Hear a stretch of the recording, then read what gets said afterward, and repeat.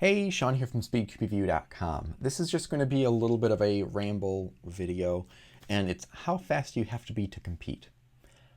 I see far too often people not going to competitions because they're afraid they're not fast enough. I saw someone recently say they're not fast enough and they're at 15 seconds. First off, the limit or the time limit for 3x3 at competitions is 10 minutes. Pretty much all competitions, it's 10 minutes because the stack mat timer only goes to 10 minutes. I would say 99% of all cubers, when they start cubing, when they learn to solve the cube, can do it under 10 minutes. I feel like 5 minutes has been a pretty good speed solving average I've seen for people just starting out.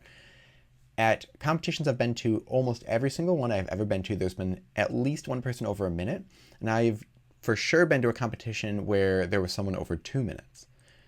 The big thing to remember is that your times don't matter, or at least they don't matter for other people.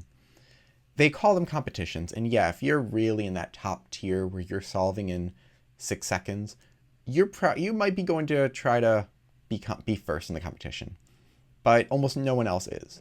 Everyone else is going there to, one, meet up with their other cubing friends, and if you've never been to a competition, you will make some new cubing friends. And the other reason is if you want to compete, competing with yourself. So I might go and I might be like, oh, I hope I beat my average, which is something. I don't know what it is right now.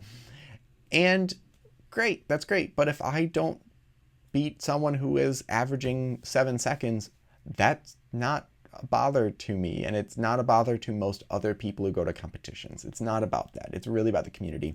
I wrote a couple delegates the other day trying to put together a competition, mainly because I miss competitions. I really miss being and seeing people.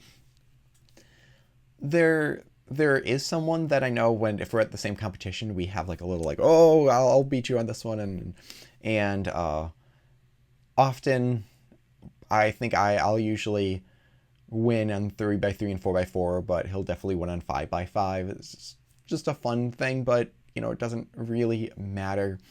So long story short, when competitions start up, if they already are in your area, go to one. It doesn't matter what your time is. And honestly, if you want to go to one and not even compete, you can. You can just go and observe. You can go and help. You can be a judge. You can be a runner.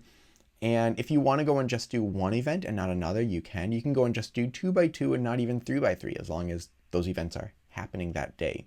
So it's really open and free and a lot of fun. And as far as cost, when I said free, usually it can range, but it's often very, very cheap because it's not a money-making business. If there is money, it's going towards just renting the venue.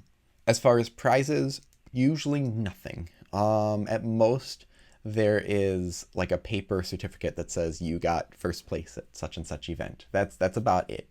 And most competitions I've seen, you don't get some prize pack, like you don't get a free shirt and a cube when you join, because the entry fee is really, really cheap. I think if entry fee was $50, yeah, they would do that, but that would limit a lot of people for going to competitions. So also don't go and expecting all these like prize packs or whatever. It's a lot more just for fun and for you. Just make sure you bring your cube to compete with, because you need a cube. You don't need to bring a timer or a mat or anything else. If you do blind, bring a blindfold. That's about it. So thank you very much for watching. Let me know if you have been to a competition. If you haven't been to a competition, there's often ones in your area, so I'll put a link in the description to WCA where you can check that out. I've had people say, oh, there's nothing in my area, and I said there were 6 last year alone, and everything's been crazy in the past year and a half, but moving forward. So thank you very much for watching. Leave your thoughts and questions in the comment section below. Hit like, subscribe, and more content like this in the future, and so step by SpeedCubeReview.com for more news and reviews.